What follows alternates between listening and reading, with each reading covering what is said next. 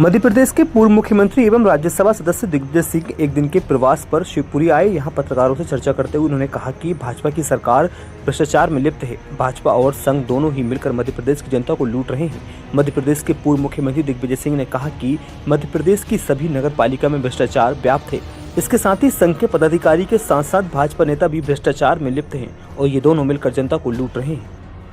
सारी लड़ाई इसकी है, कैसे कमाओ और कैसे भ्रष्टाचार करो और कैसे हम लखपति से करोड़पति बन जाए, करोड़पति से अरबपति बन जाए। भाजपा भ्रष्ट कोई कार्रवाई नहीं कर रही है। बाकी क्योंकि भारतीय जनता पार्टी और आरएसएस भी अब ईमानदार नहीं रही है।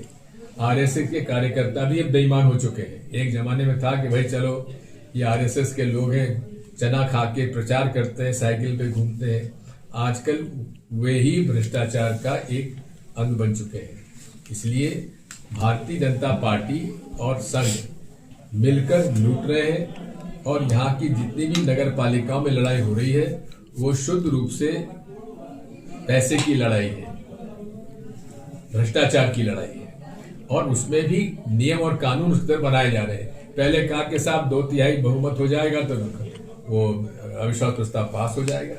अब उन्होंने कहा नहीं साहब, खाली चेयर भरी चेयर के हिसाब से होगा। अब ये सारी जो है पूरे तरीके से सरकार भ्रष्टाचार को पनपाने और भ्रष्टाचार का संरक्षण देने के लिए है। क्योंकि किसानों को मक्के का भाव न मिल पाने को लेकर भी दिग्विजय सिंह ने कहा कि मोदी सरकार ने डोनाल्ड ट्रंप के दबाव के चलते मकई का आयात किया, जिसके चलते मक्का के किसानों को उनकी फसल का उचित दाम नहीं मिल पा रहा है। इतना ही नहीं, उन्होंने भावांतर योजना को लेकर भी सरकार पर निशाना साधा। वहीं ज्योतिरादित्य सिंधिया के बारे में इशारा करते हुए कहा कि जिन्हें कांग्रेस ने सब कुछ दिया वह विचारधारा छोड़कर पद की तरफ चले गए। वहीं पूर्व मुख्यमंत्री दिग्विजय सिंह ने खुद के बारे में कहा कि दिग्विजय सिंह आखिरी सांस तक 3 चीजों पर समझौता नहीं करेंगे। ज्योतिरादित्य सिंधिया जी ने जो किया वो आपने बता ही दिया।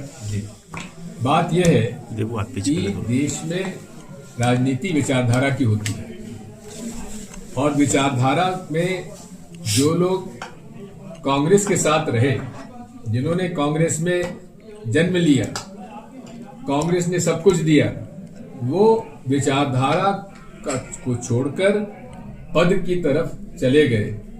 और आज वो कहाँ है जो कहते थे कि अतिथि शिक्षकों की नियुक्ति करो नहीं तो मैं सड़क पे उतरूंगा, जो वादे किए थे पूरा करो नहीं तो मैं सड़क पे उतरूंगा। अब सड़क पे क्यों नहीं उतरते ज्योतिरादित्य सिंधिया? सुना कि सिंधिया जी आपको भी कहा उसमें बीजेपी में ले जा रहा है, हाथ पकड़ के स्टेज पे लगाए थे।